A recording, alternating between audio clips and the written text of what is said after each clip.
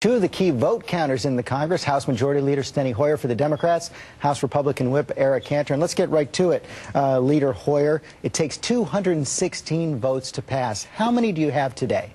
Well, I don't have a precise number.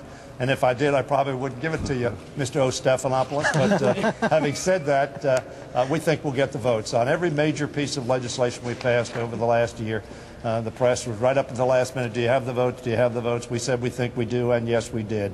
We think we'll have the votes when the roll is called. And Congressman Cantor, you put out a memo in late February where you did a vote count for the Democrats. You did their work for them, showed them coming up very short, and you had a conclusion, and we want to show our viewers that conclusion. Speaker Pelosi will not be able to muster the votes needed to pass a Senate reconciliation bill in the House. Do you still stand by that conclusion?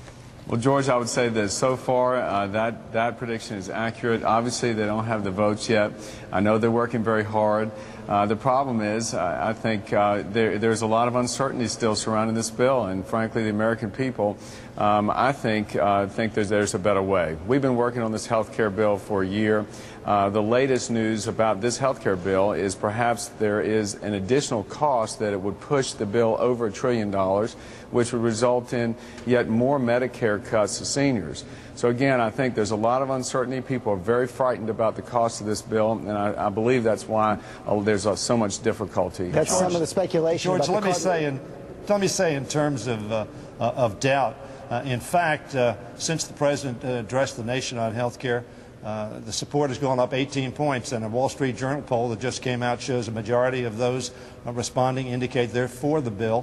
An economist poll showed the same thing just a week ago. So we think support is growing for this bill as they see what we're doing, putting Americans, a small business, in charge of their insurance, not the insurance companies, opening up, making transparent markets.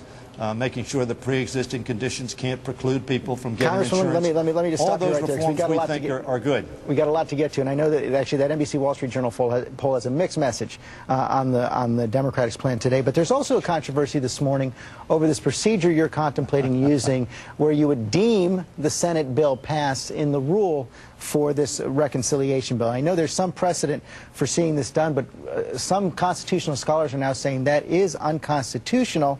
And with legislation so divisive and so consequential to so many people, wouldn't it be better to have a clean up or down vote on the Senate bill? We're going to have a clean up or down vote on the Senate bill. That'll be on the rule. This is a procedure, by the way, that was used almost 100 times under Newt Gingrich and over 100 times by Speaker Hastert, which my friend Mr. Cantor supported most of the time, if not all the time. So this is not an unusual procedure.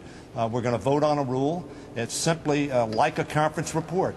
Conference report comes back, you vote on it with amendments. Unfortunately, the Republicans are a little bit like the boy who killed his two parents and then wants sympathy because they're an orphan.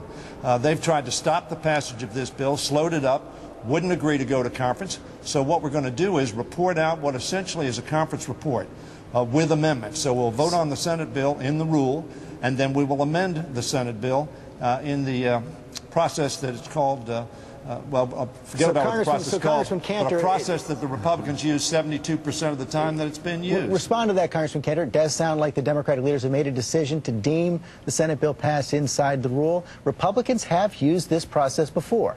Sure, George. This is a process that you can avoid a direct up or down vote on a bill.